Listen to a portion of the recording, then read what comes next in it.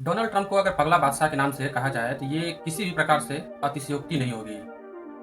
हाल ही में भी H1B visa को लेकर बहुत सारे विवादों में पगला बादशाह घिर गया है। आइए समझते हैं कि H1B वीज़ा क्या होता है। H1B वीज़ा बेसिकली अमेरिका में एक काम करने का ये परमिट होता था, जिसके तहत विदेशों से अमेरिका के अलावा जो भी अन्य देश हैं, वहाँ से कुशल कारीगर या कुशल टेक्नोलॉजी के फील्ड में कारीगर वहाँ जाते थे और काम करते थे। उसकी एक मिनिमल फीस बताई गई थी जो कि $215 थी। 2025 में जिस तरीके से ट्रंप का रवैया रहा है, अनेक प्रकार के टैरिफों और कई प्रकार के रोक लगाए जा रहे हैं उनके द्वारा अन्य अन्य देशों पर, कई सारे देशों पर कई प्रकार के टैरिफ लगाए गए, कई प्रकार के आर्थिक गतिविधियों पर रोक लगाए गए।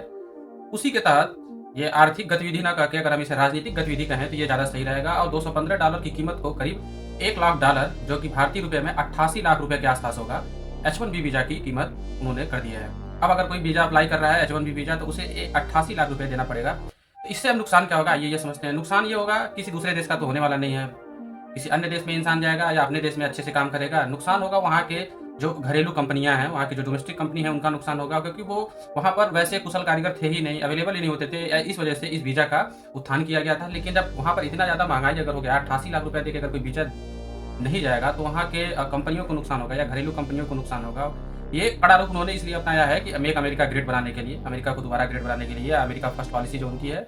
इन कई प्रकार की पॉलिसी है, लेकिन ये आर्थिक गतिविधि ना होकर राजनीतिक गतिविधि ज़्यादा लग रहा है।